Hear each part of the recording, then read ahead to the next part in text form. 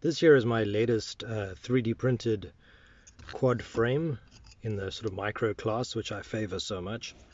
And I figured I just want to show you a few of its features and what I like about it and how I built it, because I'm actually really pleased with it. And yeah, so this is a frame that I've used exactly the same proportions before in a plate frame cut from carbon fiber, and I was really happy with that, so I decided to try and make a 3D printed version. Now, 3D printing a frame, obviously using PLA, ABS, PETG, etc., is never ideal, because those things just don't take the sort of punishment that we give our quads. This, however, is printed in nylon, and it is, jeepers, it's tough. I printed it on a Ultimaker. It is the Ultimaker black nylon.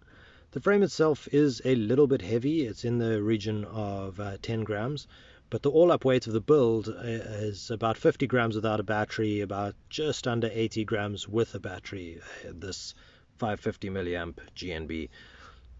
Combined with these 1202 8000 kV motors and these 2.5-inch Avan rush props, which I friggin' love, both for they're just really hard to break, really tough. They've got a great performance to noise ratio, and I mean, I also think they look awesome, like Batman would use these.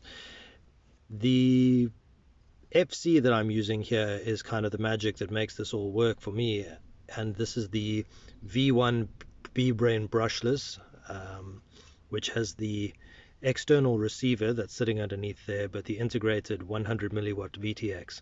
So the combination of that external B-Seaver and the 100 milliwatt VTX just makes for an excellent little park flyer. I mean, the range is spot on. It's exactly what you need. And then obviously the Goober Canopy and BeeEye camera. I mean, we all know that's the best looking canopy you get, right? This here, because the Goober only has a 22 or 25 degrees up tilt, I've printed this TPU spacer, which just adds a little extra couple of degrees. It's about 5 degrees more. And that's about it. I used some nylon bits of filament here, which I just turned into rivets with a bit of heat, and that's actually how I've attached everything. You could use M2 screws though.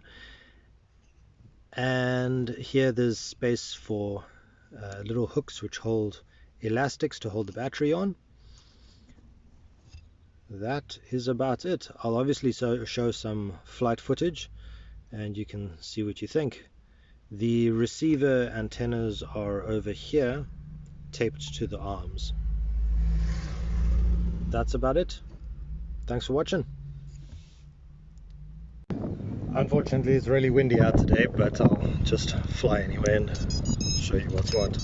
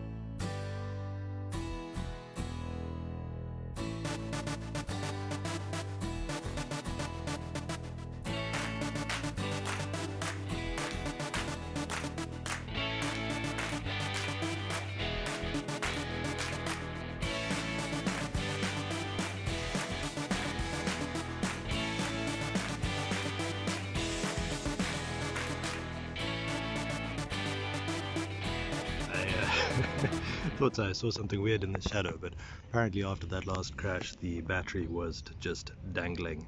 I'm kind of amazed it was still flying. Anyway, there we are.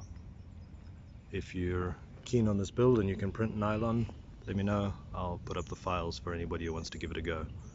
But all in all, I really dig this BeeBrain brushless board as a way to throw together something really quickly. That and the combo of the Goober Canopy and the 100 milliwatt VTX, it just makes really cool micro builds really easy.